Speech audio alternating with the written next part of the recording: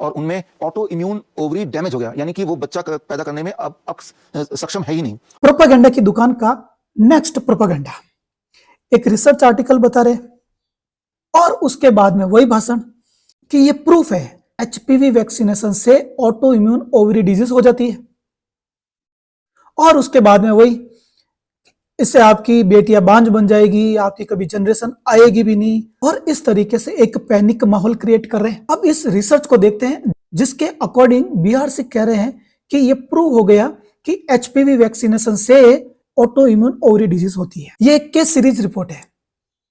ये मैं आपको पहले बता चुका हूं कि हाइपोथेसिस रिपोर्ट हो, केस रिपोर्ट हो, केस सीरीज हो, ये रिसर्च की इनिशियल स्टेज होती है। इनमें सैंपल साइज 2, 4, 5, 50 होते हैं, और ये पेपर जब हायर रिसर्च में जाते हैं, मेटा एनालिसिस, आरसीटी, तब मैक्सिमम 80 to 90% प्रूव नहीं हो पाते हैं।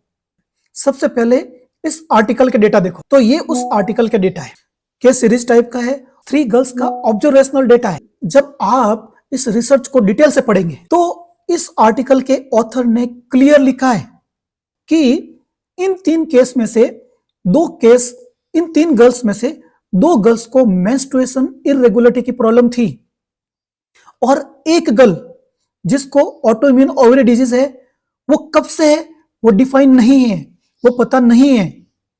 इसके साथ ही ऑथर ने यह भी क्लियर लिखा है कि वैक्सीनेशन से पहले जो बेसलाइन ओवरी टेस्ट होते हैं वो नहीं हो रखे हैं। अब ये क्या होता है, नहीं हो रखे हैं, इसका मतलब वैक्सीन से पहले उसका एफएसएच लेवल क्या है, वैक्सीन से पहले उनमें एंटीमुलेरियन हार्मोन कितना है, वैक्सीन से पहले उनमें फॉलिकल्स काउंट कितना है, ये कुछ भी पता नहीं है। जब ये कुछ भी पता नहीं है तो वैक्सीन लेने के बाद में ओवरी डैमेज हो गई, ये आप कैसे पता करोगे? तो कहने का मतलब है कि बिहार से जिस तरीके से प्रोपेगेंडा करते हैं, इसमें भी वही प्रोपेगेंडा है। फिर भी आपके माइंड में डाउट है तो एक मेटा एनालिसिस का एग्जांपल देके बताता हूं आपको। जो ऑटो इम्यून ओवरी डिजीज है उनका नॉर्मल इंसिडेंस कितना होता है, % से कम।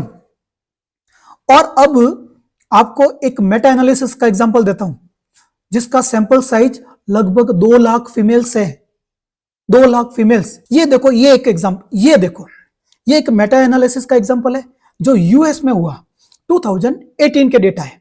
तब तक तो लाखों करोड़ों वैक्सीन की डोज लग चुकी थी। अब इसका रिजल्ट देखो, वैक्सीनेटेड ग्रुप में 0.0017% और कंट्रोल ग्रुप में 0.032%, और नॉर्मल रेट कितनी होती है, लेस देन 1%।